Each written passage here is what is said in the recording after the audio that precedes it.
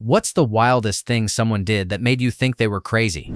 A few weeks ago, I got a text from a stranger. He introduced himself as a colleague of the neighbor of the person whose dog I regularly sit for. I've been taking care of this sweet Keyshawn for about 8 years now. Her owner travels often and sometimes for months at a time, and over the years I've gotten to know her neighbor pretty well since we see each other frequently. The stranger also had my number because I'd watched his dog a few times before, so I figured he was just reaching out for pet sitting help again. No problem. I'm a dog lover, and even with a full-time job, I'm always happy to help when I can. I called him, and right away something felt a little off, but I told myself I was probably overthinking it. He explained that he was leaving for Europe on business Sunday night, and it was already Friday morning. He said he didn't want to use a professional dog-sitting service, which struck me as a bit strange, especially given how last-minute it all was. Still, I'd already agreed to help, so we arranged to meet the next day. He lives in a small condo, the kind of place where every square foot feels carefully measured, and he laid out the cadence for the next 2 weeks like it was a military operation. I was to arrive at 6 a.m. Pacific time and again at 8 p.m. Pacific time. Thankfully, he clarified the time zone. Otherwise, I might have shown up at 6 a.m. Israeli time and wondered why the dog was giving me side-eye. It sounded a little inconvenient, sure, but I already get up early for work, so I shrugged it off. Besides, it was only for 2 weeks. Some extra cash and time with a sweet Keyshawn seemed perfectly doable. Then he drops the next bomb. He claims he's burned bridges with every professional dog walking service on the planet. His company apparently recommends 2 apps for traveling employees, but according to him, he reported both to corporate for various reasons. I try to clarify, thinking maybe I'd missed something or done something wrong, but his answers are vague and circular. Service is service, he says. I don't care if you're just a dog walker. If I pay somebody to do a job, it better be done exactly how I want it. I ask, so what were they doing wrong? He just repeats, service is service, in that same self-righteous tone. At that point, I drop it, shake my head, and quietly start wondering what exactly I've gotten myself into.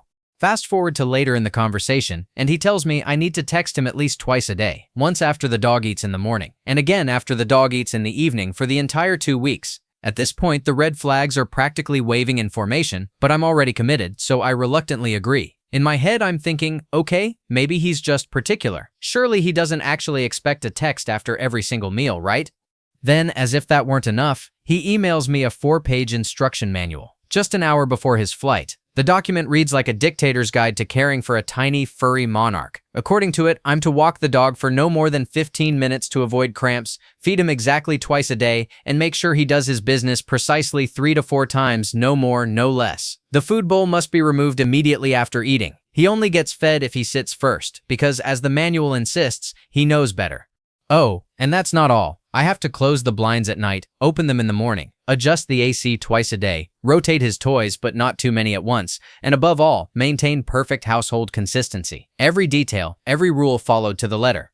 Once he leaves, the bombardment begins. 10 texts a day, minimum. How's the dog? Is he eating? How much did you feed him? Did you rotate the toys? Has he had any accidents? It's non-stop. And to make things even more surreal, there's a second dog walker who shows up every afternoon for an overlapping shift. On the very first day, I pull up and find another car parked in my designated spot. There's no street parking anywhere nearby, so I text him to let him know. He replies instantly, "It's my neighbor. It happens sometimes. I'll tell them to move." I'm annoyed, but fine. Whatever. Then come the follow-up texts, one after another. You good now? Did they move? How's the dog? Did he have an accident? Please don't forget to set the AC. Remember to open the blinds. By the 10th message, it's painfully clear. I'm in way over my head. What I thought would be a simple dog-sitting gig is turning into a full-blown micromanagement marathon packed with unnecessary stress and 100 tiny obsessive details. The next morning, day 3, the dog had an accident on the floor. No big deal. I cleaned it up and texted him per the manual, and honestly, half hoping I might get let go. I head to work, glance at my phone and see 5 texts and 2 missed calls, all before 7 a.m. I step into a quiet spot and call him back. He launches right in. Walk me through the steps. I need to know everything you're doing. Where do you walk him? Which way do you turn at the stop sign? He's only getting 1 cup of food, right? How many toys does he have out? Exhausted, I start. Okay, I come in, I walk him. He cuts me off, voice rising. Excuse me, back up. Every step. Start from when you pick up the leash. How are you taking it off the counter? At that point, I'm narrating like a flight checklist, realizing this is way beyond a normal pet sitting gig. At that point, I finally realize enough is enough. I give him 2 generous days' notice and tell him he'll need to find someone else. Honestly, if it weren't for the poor dog, I wouldn't have given any notice at all. And now it all makes sense, why he can't rely on professional services. Apparently, there's a reason people end up on the do not call list. He's furious, says he'll make a few calls. A few hours later, he messages me to say he's found a replacement, then immediately chews me out for leaving him with no notice. I remind him that I agreed to this whole setup with 0 warning, so, sorry? He tells me he wishes I wouldn't end things this way. And look, I'm not great with breakups, but sorry again? The messages keep coming, alternating between angry rants and overly polite thank yous for everything I've done and for my honesty. Keep in mind, I gave him 2 full days' notice and offered to board the dog myself. He snaps back that he tried boarding once and had a bad experience. Yeah, somehow. I'm not surprised. The funny thing is, he left me his mom's contact information in case of a dire emergency, yet never once reached out to her. She clearly lives nearby. He also mentioned a brother in the area, but apparently he's managed to burn that bridge too. At this point, it's pretty clear he's isolated himself from anyone who might actually help. Full circle. Just recently, I finished another 2 weeks of dog sitting for my favorite Keeshond, and it was absolute bliss. Peaceful, easy, no chaos. Story 2. I once had a roommate who lived with a mental health condition. He took his medication regularly, and since I also manage my own mental health with medication, I understood and didn't judge him. He was eccentric, unpredictable, and easily the messiest person I'd ever met. On top of that, he was a bit of a hoarder. I slept on the couch in the living room. It was comfortable enough, though we rarely used it. His bedroom was behind the living room, but it was piled high with clutter, making it unusable. Because of that, he'd moved his bed into the kitchen, right next to the front door. I spent my first week there cleaning non-stop, trying to make the apartment livable and somewhat organized. My roommate told me that he'd been struggling with depression, and things had gotten out of control to the point where he didn't know how to start cleaning. I ended up hauling out about 8 large trash bags just from the kitchen and living room. Yet within about a day and a half, the kitchen would fall back into total disarray, and I'd spend another 4 to 6 hours cleaning it all over again. His bed was only a few feet from the sink and the trash can, yet somehow, nothing ever made it into either. It was exhausting. After a long day at work, I'd sometimes come home to find all his clutter stacked in my room with the door shut, apparently because he had company over and didn't want them to see the mess. I even bought disposable cups and plates to make things easier, but he still insisted on using regular dishes. I get it, you can't live off paper and plastic forever, but still. Every time he got another drink, he'd grab a brand new glass, so by the end of about a day and a half, I'd have 3 full loads of dishes to clean, scattered all over the place. He also had this juicer he loved to use but never washed. It would sit for days with bits of old fruit and vegetables still inside until I couldn't take the smell anymore and ended up cleaning it myself. When I finally mentioned how bad it was, he just shrugged and said he liked it because it smelled earthy. Oh, and get this. He was 26 years old, but instead of walking the half-mile to the laundromat, he'd leave his dirty clothes in a bag outside our front door for his mom to pick up and wash. Every time I saw that bag sitting there, I couldn't believe it. Every morning, he'd somehow manage to make a mess of the bathroom and just leave it like that. One time, I had guests over, and the next morning, I actually drove them to a nearby store just so they could use the restroom because I didn't have time to clean it first and didn't want them to see the state it was in. He'd also rinse out his bong in the shower, leaving it covered in dark residue afterward. I stocked up on cleaning supplies, but he refused to touch any of them. One morning, a plumber was coming to fix the toilet, and I asked my roommate to tidy up a few personal items he'd left on the bathroom floor, since I actually knew the plumber personally. I even gave him a couple of hours' notice, plenty of time to take care of it. When we got back from breakfast, he just sat in my car listening to music and refused to move the item, even though it was literally a single step across the bathroom. I finally put on rubber gloves and moved it under the sink myself. On top of everything, I still couldn't get the apartment fully cleaned. I'd been staying elsewhere for a couple of days because of his unpredictable behavior, which meant I didn't have enough time to finish cleaning or deal with the mountain of dishes, about 4 loads worth, that had piled up. Eventually, I reached my breaking point. I just couldn't take it anymore and decided I was going to move out, even if it meant sleeping in my car, because things had gotten that unstable. I genuinely liked him as a person, but as a roommate, he was impossible to live with. After spending several days away, I came home and instantly knew something was off. It was obvious he'd had company over in the living room, the same couch I slept on, for a grinder encounter. And let's just say there were a few very personal items left out that made it clear what had gone down. That was the final straw for me. To top it all off, he had some very strange habits. On a couple of occasions, I witnessed something so bizarre at the dinner table that I honestly couldn't believe what I was seeing. That was the moment I knew I had to leave. No hesitation. While he was at work, I packed up everything I owned, filled my car to the brim, and got out of there for good. His mom, who helped pay half the rent, spent months afterward sending me messages and threatening legal action because I'd left just one day before the next month's rent was due. She even claimed she was going to sue me. First, the landlord kept changing their mind. One week saying we had to move out, then saying we could stay, and then changing it again, which made my whole situation completely uncertain. Second, I simply couldn't live with her son any longer. It was taking a serious toll on my mental health. And third, she didn't have any legal right to threaten me in the first place, since she wasn't on the lease, didn't live there, and didn't own the property. Despite all that, she still sent me angry messages and even threatened to tell my parents about my job as a dancer. She also demanded that I pay her for the 2 months I'd lived there rent-free when I first moved in, an agreement her son had made with me. But honestly, the demand was ridiculous. I had covered all the groceries, which came out to around $800 a month, even after I started paying rent. On top of that, I bought all the cleaning supplies, which had to be replaced constantly because of how messy things got, and even small kitchen appliances worth about $300. I also paid for her son's basic hygiene items, household necessities like light bulbs and coat racks, and even bought coffee for both of us every morning. What I contributed far exceeded the $600 I was said to owe her each month.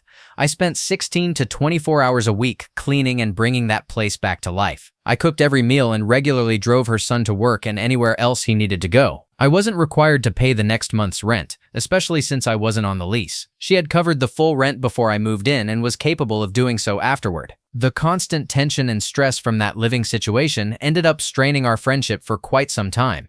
Here's where things really started to go downhill. A couple of years later, I was still performing at the club across the street from the grocery store where he worked as a cashier, a place I often stopped by. One day, my boyfriend and I, who had only been dating for a few months, decided to grab a few things from the store and relax in the nearby field before my shift. We ran into my ex-roommate inside, and after a brief, somewhat awkward conversation, he decided to join us. During that time, he kept making comments that felt a little too friendly toward my boyfriend. I was shocked. Even if my boyfriend had been interested, he was in a relationship with me. Later, my ex-roommate added him on social media, and though we saw him a few more times after that, his behavior just became more uncomfortable and tense with each encounter.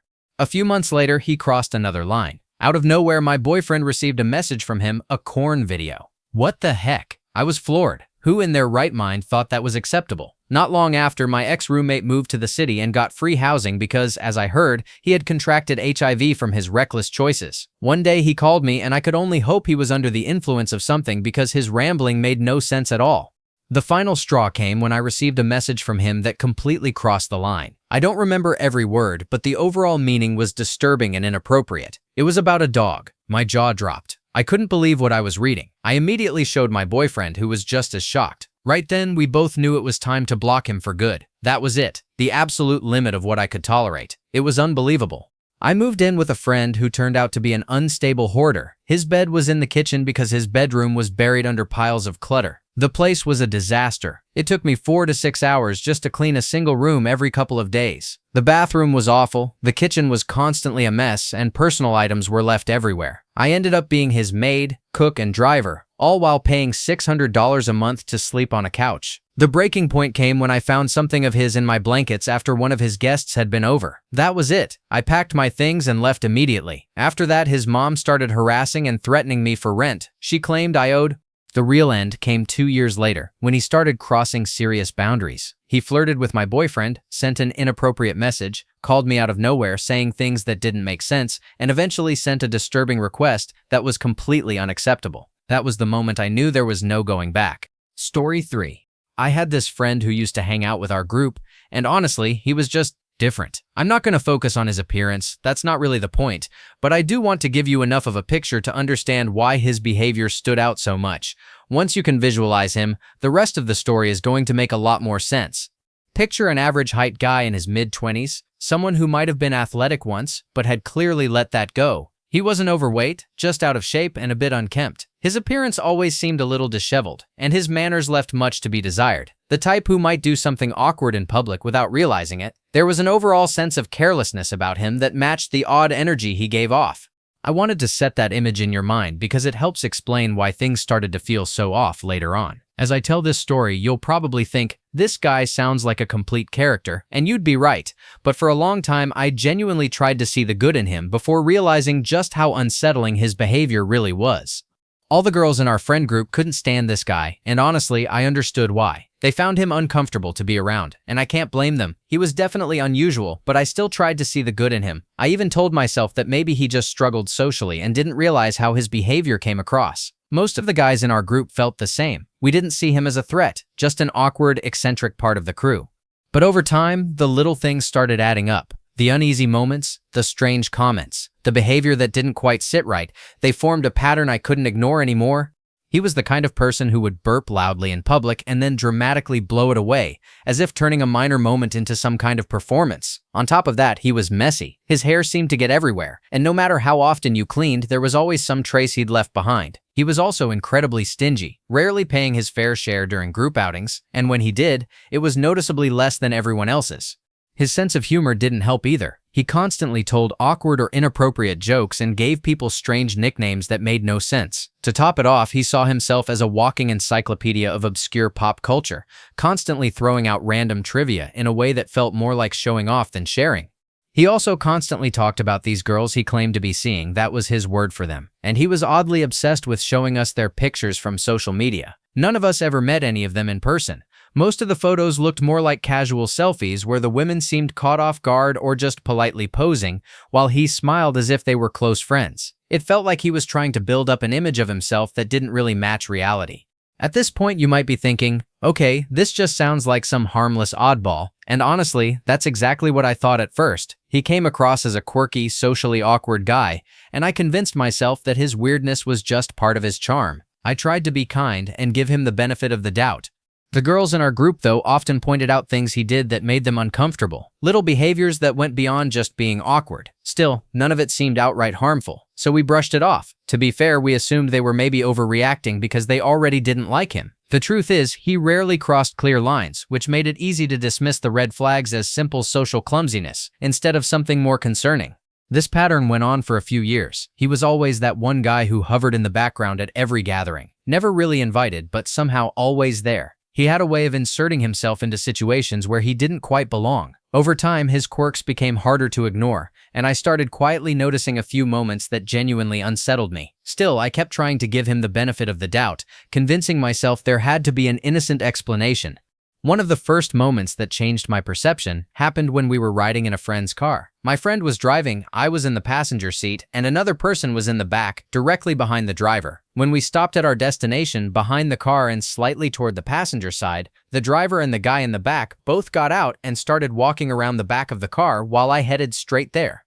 Just as I reached the back corner, I yawned, taking a deep breath. At that exact moment, he burped, turned his head, and blew it right in my direction. Whether it was intentional or not, I was completely shocked and disgusted. Even now, whenever a storm is coming, I can almost remember that unpleasant moment, like it just happened. It was truly revolting. Another incident that made me increasingly uneasy happened at a friend's house. Several items went missing, and after a long discussion, the same person once again became the only plausible suspect. Some of the missing things had been taken from her room while she was asleep, yet oddly, a $100 bill on her nightstand was left untouched. The whole situation was unsettling and confusing. At that point, I was still trying to see him in a neutral light and give him the benefit of the doubt, but I had started to view him as someone strange and unpredictable, socially awkward, but not necessarily dangerous. There were countless smaller moments too, times when he would make inappropriate jokes at completely wrong times, leaving everyone uncomfortable and killing the mood. At first, I brushed it off as a lack of social awareness, thinking his behavior came from awkwardness or poor timing rather than anything intentional. I told myself his quirks were harmless and could be tolerated. But gradually, I started realizing that his behavior wasn't just eccentric, it was unsettling in ways I didn't want to acknowledge. The moment of undeniable clarity came one weekend when we went to a bar with a group of women. The same guy approached us, and almost immediately, the entire group began to act uneasy, shifting uncomfortably and then leaving one by one. The last woman quietly told me that he had been bothering her friend, one of the women who had just left. At first, it sounded unbelievable. He had always seemed harmless, just a little strange, right? But the next weekend, the same thing happened again, at a different bar, with another group of women, and the pattern was impossible to ignore. That was the moment I finally accepted that his behavior wasn't just awkward or misunderstood, it was genuinely unsettling. I decided to cut ties with him immediately, and the rest of our group soon did the same. I also reached out to the women in our circle to apologize for not recognizing the warning signs earlier. Even now, I sometimes come across him on social media, appearing in the background of photos or inserting himself into group pictures where he clearly doesn't seem to fit. It's uncomfortable to see and a little awkward to witness. He often talked about friends or women he spent time with, but we never met most of them. And when we did, they usually seemed surprised or uneasy about how familiar he acted, as if the closeness he projected wasn't mutual. In the end, that is the story of how I tried far too hard to extend the benefit of the doubt to an extremely weird individual, only to learn the hard way that some people are completely unpredictable, unsettling, and absolutely frigging crazy. Cutting ties was not only the smartest choice, it was necessary for everyone's peace of mind. Story 4. I had this friend though, calling him that is being generous, who used to drift in and out of our friend group. He was, without exaggeration, an unusual person. But to give some context, I should probably explain a bit about myself first. I was always one of the quieter, more eccentric kids in school. Social interactions didn't come naturally to me, so I often connected with others who felt like outsiders too, the ones who didn't quite fit in with the popular crowd. After struggling with depression for several years, things eventually reached a breaking point, and I experienced a serious mental health episode that led to a brief stay in a psychiatric facility. I honestly don't even know where to start, or which experience to highlight first, but I'll begin with the one that still sticks with me the most, even now. Depending on how this goes, I might share more of these stories later, each one featuring the bizarre characters I've crossed paths with. Either way, it's going to be a ride, so buckle up and get ready for some serious secondhand embarrassment, because there's plenty of it coming. The person who still stands out the most in my memory is someone I first met back in 8th grade. Let's call him Dan. I ran into him on and off through my second attempt at 11th grade, and he was truly something else. We first met while skipping PE class, and right away I got the sense that something about him was off. I've never been great at standing up to people, so I often ended up stuck with him whenever he caught me alone in the hallways or the cafeteria. And every time I saw him, he seemed to get a little stranger. For the sake of keeping things organized, I'll lay out Dan's story in a sort of timeline. In early 8th grade, by the middle of 8th grade, I had started dating a girl who was kind of an emo-goth hybrid, and Dan decided this was his cue to start hanging out with her every chance he got. Around the same time, he began telling people about his supposed involvement in a mysterious cult, one that oddly enough sounded exactly like something out of a gothic video game. When confronted, he claimed the game was actually based on the cult, not the other way around, which somehow made the whole thing even stranger. To make it worse, he started including my girlfriend in this bizarre story. He also began making unsettling remarks about his family's past and even joked about playing war-themed songs during class, which just added another layer of discomfort to the whole situation. During a longer break period, I started distancing myself from most of my classmates and spent recess off school grounds just to avoid running into him. But by early 9th grade, after some trouble with a different group of friends who didn't exactly follow the rules, I began hanging around school again. That's when I heard that Dan had started showing up wearing a pitch-black long coat and a top hat, complete with a walking cane. By the middle of 9th grade, I saw Dan in the school courtyard, still in his long coat and top hat, walking cane in hand, this time spending his breaks with a group of much younger students. At that point, I had no idea how far his behavior had already gone, but some things are probably better not witnessed firsthand. Not long after, he was suspended and sent to a therapeutic facility for the rest of the year. No one knew exactly what had happened, but as usual, the rumors spread fast. For most of 10th grade, I would occasionally catch sight of Dan from a distance. Whenever that happened, I instinctively ducked out of view and kept my distance, doing my best to stay focused on my new group of friends and avoid any further interaction. Around this time, I met another metalhead, one of the very few in my small rural area, and over the course of the year, we became close friends. By late 10th grade, I started hearing troubling rumors about Dan that aligned all too well with his past behavior. Early in 11th grade, my friend told me that Dan had approached her and acted inappropriately, making her feel deeply uncomfortable. I shared what I knew and urged her to keep her distance from him. Not long after, she told me he had continued bothering her, so I brought the situation to a guidance counselor. After that, he disappeared for a while.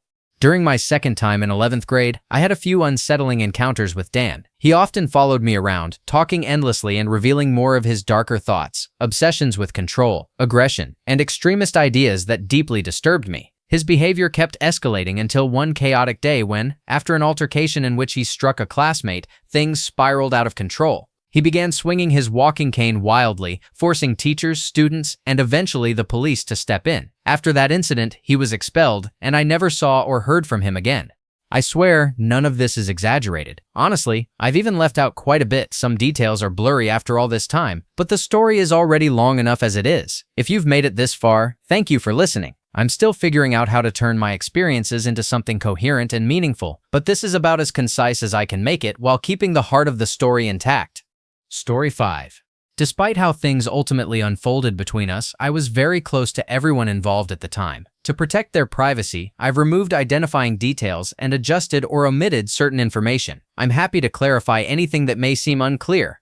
Content warning. This story discusses sensitive topics, including self-harm, abuse, and essay. A couple of years ago, a friend of mine drove to the local high school late at night and called his then-girlfriend, who was also a friend of mine, to apologize and say he was thinking about ending his life. I didn't know any of this at the time, but they had been in an on-and-off relationship for about 6 months, and things had been deteriorating. There had been intense arguments, infidelity on his part, and manipulative behavior until eventually he reached a breaking point. After he hung up, she used Find My iPhone to locate him, got into her car, and called his parents to help make sure he was safe.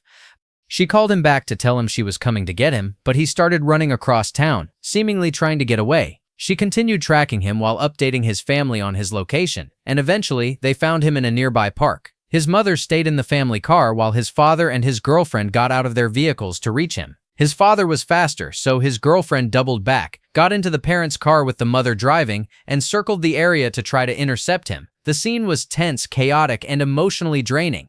During this pursuit, his parents had already called the police, who arrived quickly to help manage the situation, as it was a small, quiet town. Eventually, his father caught up to him, and a police officer stepped in to safely restrain him. After being questioned, he was considered stable enough to leave, on the condition that his girlfriend would escort him home. The park he had run to was about 1.5 miles from their house, and his car was still across town, leaving him without transportation. Reluctantly, his parents agreed to let her take him back.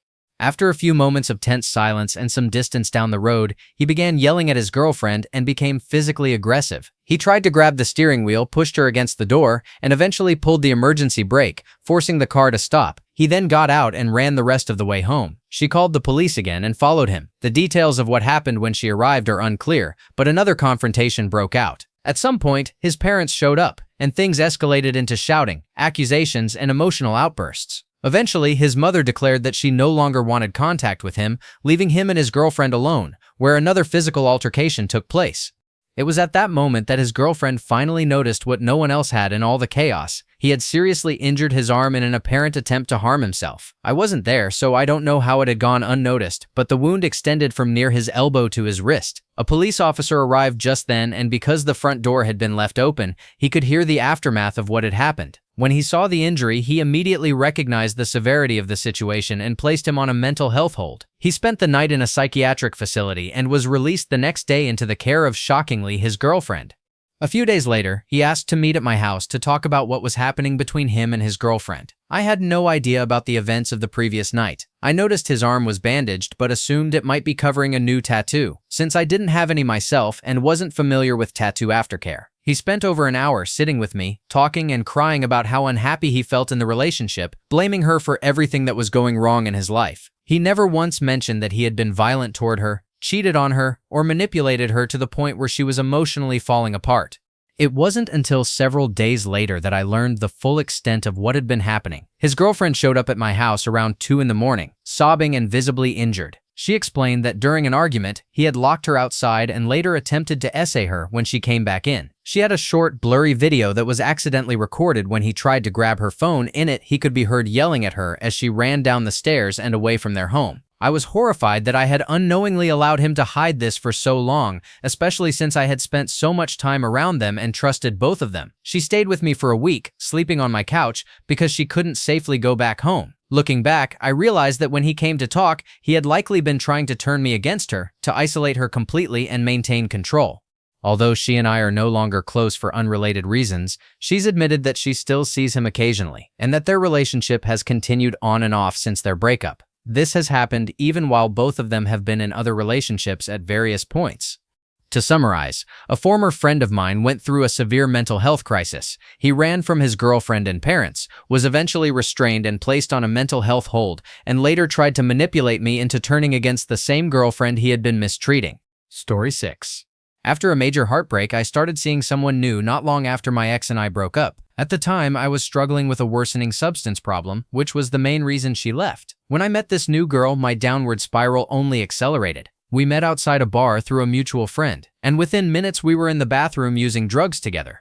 Over the next few months, things got darker. We began using harder substances, often mixing them in ways that made everything spiral further out of control. We spent wild nights with her friends, both men and women, and I slowly started losing touch with my own circle. One night, after sinking too low, I attempted to OD myself. The only reason I survived was that she noticed my texts were strangely written and incomplete. I was an English major, so my unusually formal texting style helped her realize that something was seriously wrong. When I woke up in the hospital under a 72-hour hold in New Jersey, I realized how close I had come to ending it all. After being released, I went back home to New York and made the decision to get clean. I found a small job and started rebuilding my music career, which had fallen apart months earlier because of substance use. I cut ties with the people we had met together and surrounded myself with new, healthier friends. Despite everything, I still cared deeply for this girl, so I didn't completely walk away, even though she had played a big role in my downfall. For a while, things seemed better. We stayed in, played video games, watched shows, and spent time with my roommates just trying to live clean. But after a month or two of sobriety, she started saying unsettling things. She'd call me names like stupid or boring, and claimed that everyone disliked me. We argued often, though I always forgave her when she apologized the next day. Eventually, she said her roommates were still using heroin and stealing her belongings, so she asked to stay with me temporarily. Before long, she was practically living with me. Then she began disappearing at night, saying she was spending time with new friends. Naively, I thought it was good that she was meeting people. One night, we made plans for dinner and a movie, but she never came home. The next morning, I told her to pack her things and leave. She broke down crying, saying no one loved her, that even her own mother didn't want her. The painful part was, she wasn't lying about that. I caved, like always, and let her stay. Later, a friend told me she had been seeing multiple bartenders we both knew, along with a few other people she met while we were together. When I confronted her, she said, almost word for word, "You're boring and a jerk." I was lonely and needed something to do. I told her to leave again, and once more she broke down in tears until I gave in. It became a painful, predictable cycle. By Christmas, it felt like we had finally patched things up. I told her I wanted us to make a real effort at being together, and for a while, everything was wonderful. We went on dates, spent time together, and shared a closeness I hadn't felt in a long time. She once told me she used to play the flute, so I bought her one for Christmas, a real one, not cheap and hard to find. I asked her to come with me to my parents' house for the holidays. She agreed, but a few days later, she said her aunt had been diagnosed with cancer and that she needed to go to DC to be with her family. I didn't question it. I gave her the flute and left for New Jersey to spend the holidays with my parents. While I was home, I found out the truth. Her aunt didn't have cancer. She was actually staying at a cabin upstate with one of the guys she'd met, spending the week with him and his friends. I confronted her, ended things, and told myself that this time I'd stay strong. But she twisted it around, telling me everything was my fault, that I had somehow made her lie and cheat because I was too dumb to notice, and once again I gave in. Looking back, I realized that my constant forgiveness made me complicit in my own heartbreak. Eventually, something big happened, something that made her finally end things with me. For once, I felt relief instead of pain. She sent me a long apology text and I simply replied, "Okay, then," never responded again. She called hundreds of times, sent thousands of messages, begging me to talk, but I was finally free from her hold. Months later, I found out she had stolen my roommate's laptop and spread false rumors that I had been physically violent toward her. People believed her without ever asking for my side of the story. I've never been that kind of person, never aggressive or confrontational, and yet those lies made others angry enough to threaten me. Eventually, the truth came out. I shared everything that had happened, and people finally believed me. There were so many moments that felt like the final straw, the ones that made me think she'd completely lost control. But hearing that she was telling people I had been physically abusive, something that never happened, and watching every one of my friends turn their backs on me because of it, was the hardest blow of all. I've always been the kind of person who stands up for victims of abuse, not someone who causes harm. To know that a false story like that was spreading about me, even now as I write this, still makes me feel sick to my stomach. Story 7. While I've had a few moments that really tested me, two stand out the most. Back when we were close, before I finally decided to walk away. I used to be very close to a friend who was kind to everyone, no matter what. I even helped them through the process of coming out, offered support with names, and we never had any bad energy between us. One moment I used to look back on fondly was during college. I had taken off for the day without telling many people, but they and a few others knew where I was. They went out of their way to grab my bags for me while the others stayed behind to keep me company. I probably should have recognized the last straw when they admitted to making up something very serious about being essayed by a police officer, but they seemed genuinely sorry for lying, so I chose to forgive them. Later, they surprised me by buying a weekend ticket to a convention and invited me to stay at their apartment. I was really looking forward to spending the weekend together. They even mentioned showing me their knife collection, which, to be clear, wasn't anything dangerous, just one of their quirky interests. But once the weekend arrived, I was left alone in the convention hall most of the time. It hurt since I'd hoped we'd spend more time together. Thankfully, a few other friends were there, and one of them called them out for how they treated me and invited me to join their group instead. After the convention, once I got home, things started to feel off. Instead of our usual friendly chats, they began questioning me constantly. For several days, they kept asking if I had taken one of their knives and insisted it must be in my bag, even though I had already unpacked everything. I kept telling them it wasn't there, but they wouldn't believe me. It got really uncomfortable and frustrating to be accused of taking something I didn't. Then, out of nowhere, they went back to messaging me like nothing happened. No apology, no explanation, just saying they had misplaced it while I was visiting. I didn't respond because I was still upset. Later, I talked to another friend about it and realized how ridiculous the whole thing was, especially since the knife they were so worked up over cost less than 20 quid, and I'd even seen the same one for sale in a shop. The second friend was a bit unpredictable, but I never really said or did anything about it because, once again, they were kind and easy to talk to. They often changed how they identified and seemed to explore different labels over time. Some of my friends in the LGBTQ+ community were frustrated by it, especially when it felt like they weren't being sincere. Despite that, I tried to be supportive. I knew they were going through some difficult times, and we actually had some really good conversations. We even started a small side blog together on Tumblr, which at the time was a fun little project for both of us. They were dating a mutual friend of mine, someone I'm still close with and who's been one of my biggest supporters. A few weeks into their relationship, they said they were polyamorous. I don't have anything against that as long as everyone involved is honest and comfortable with it, but in this case, they wanted my friend to be poly too, so they could date someone else I'd only met a few times. My friend wasn't comfortable with that arrangement, so the relationship ended. That's when I started to realize they might have been struggling with some personal instability, even though they always treated everyone with kindness. Later on, they told me they had a small crush on me, which I tried to brush off politely since it made me a bit uncomfortable. At one point, they were really eager to find a job and mentioned wanting to try online modeling for adult audiences. They even prepared for it but later decided not to go through with it, realizing it wasn't the right choice for them. I remember them being disappointed about the effort they'd put in, and they even showed me some of what they had worked on, saying it felt like a waste otherwise. It was definitely an awkward situation, but I tried to stay respectful and just move on from it. The last time we spoke, they were upset about being misgendered. Their name was fairly gender neutral, but they still dressed in a way that matched their biological gender. I didn't mean to be rude, but I pointed out that most people probably wouldn't realize how they identified at first glance. That comment didn't go over well. They snapped at me, calling me ignorant about trans issues. It was harsh, and that moment really marked the end of our friendship. I was really upset after that. It felt completely uncalled for, so I decided to end the friendship right then and there. Later, I talked with a few of my close transgender friends about what happened, and they agreed that the situation wasn't okay. They read through the messages and understood why I was hurt. By that point, I had already blocked the person and was ready to move on for my own peace of mind. Afterward, I found out they were telling people they didn't have any romantic or intimate feelings at all. A mutual friend pointed out that it seemed like they were just following another trend, which explained why they were presenting themselves that way. But then things took a turn. It came out that they had been involved with someone else while still in another relationship. That's when I felt truly relieved that I had already ended the friendship. Their behavior and manipulation around relationships really made me rethink how open I wanted to be about myself. For a long time, I decided to just keep that part of me private. Only recently have I started to feel comfortable enough to share who I really am. Story 8. I was dating a guy who was incredibly attractive and, honestly, I was completely drawn to him. Looking back, I can see I missed a lot of red flags, but at the time I was so captivated that I didn't think twice. After about a month, he had pretty much moved into my apartment. Even my roommate had started planning for 3 people instead of 2. I was around 18 or 19 then, so maybe I was just young and a little reckless, but I let it happen because I really thought things were going great.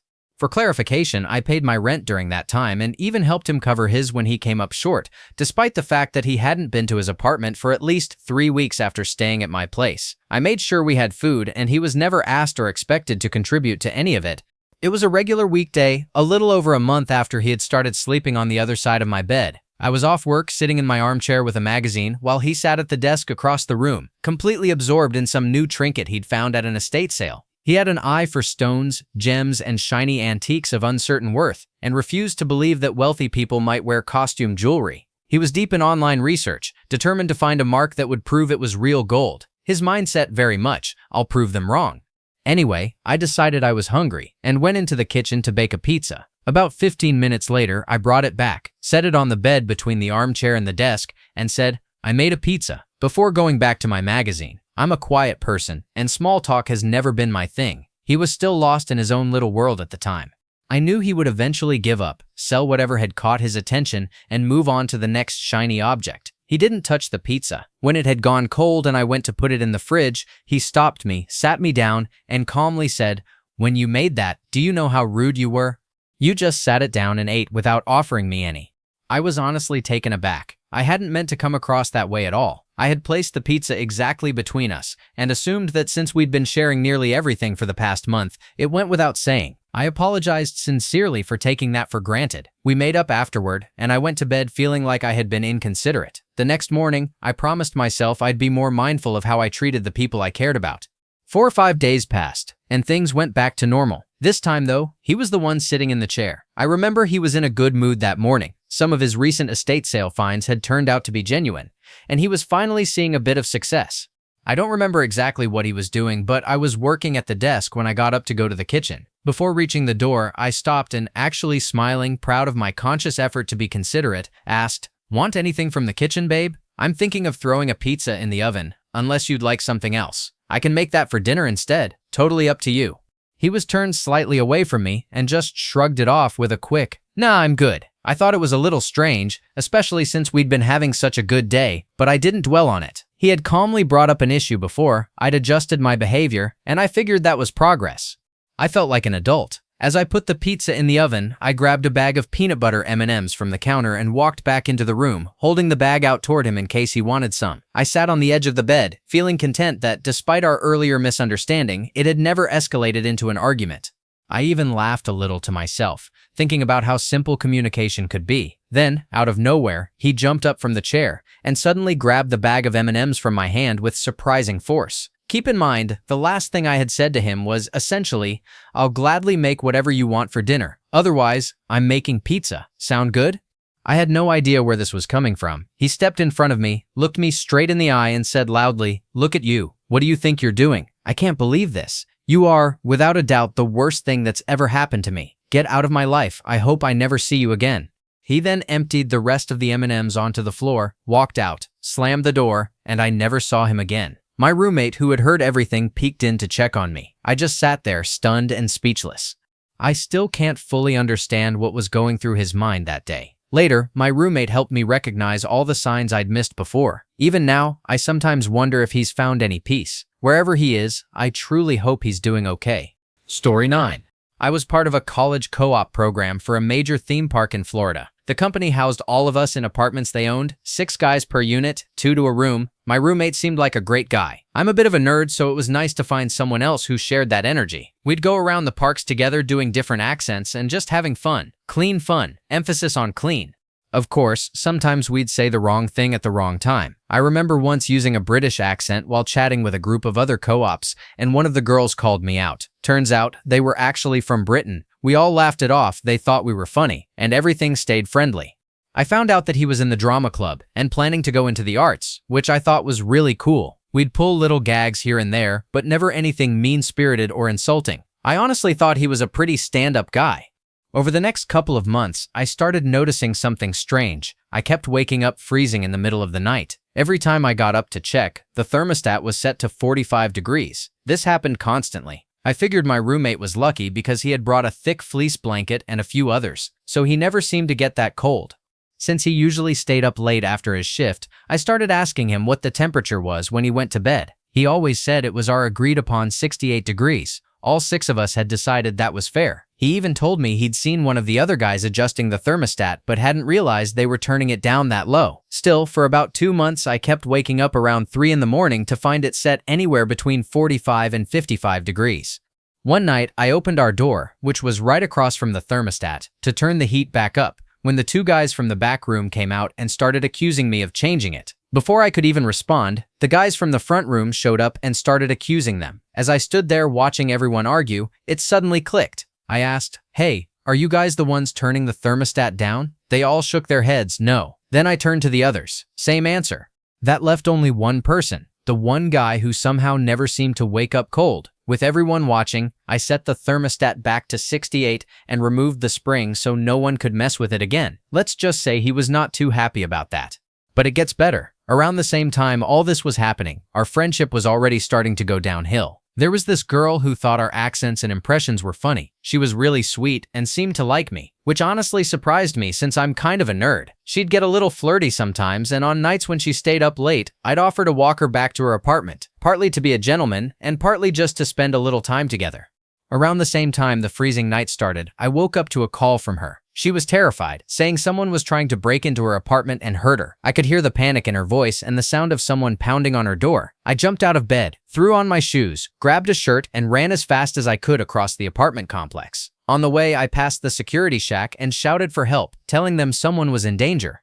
They jumped in a golf cart as I pushed into a full sprint. I hammered up the stairs to the 2nd floor and found my roommate and some of his friends on the opposite stairwell. They were just laughing. She had clearly been playing on my concern, and he was the one pounding on her door. I was ready to confront him and felt like I could have hit him. Security arrived. One guard gave the group a severe dressing down while the other pulled me aside and tried to calm me down. He clearly understood why I was so fired up. Just when I thought things couldn't get any stranger, as the thermostat drama hit its peak, they found a way to take it even further. If the freezing temperatures weren't waking me up at 3 in the morning, the noise from their room would fade. It wasn't like they didn't have plenty of time to themselves otherwise. I was on a completely different work shift from the 2 of them and made sure to keep my distance when I was off, because anytime I was around them, my adrenaline and my frustration would spike. And for the record, during the entire 6 months of our co-op, I never once acted aggressively toward anyone. Man, they were wild. Looking back, I felt pretty foolish for not seeing through his manipulative behavior sooner, acting friendly with me, then turning around and showing off for his friends. I'll admit, I wasn't completely innocent either. Since I don't have a sense of smell, I pulled a harmless little prank and hid a quart of milk under his bed. After a few days, they stopped coming around to our apartment for their little late-night hangouts. Later, I found out some of the other roommates had been doing their own things to discourage the chaos too, because that couple had been trying to mess with everyone. It was a real match made in theme park hell. Thankfully, we didn't see much of him after that. Thank you for watching. If you enjoyed this video, be sure to give it a thumbs up, subscribe, and hit the bell icon so you never miss an update.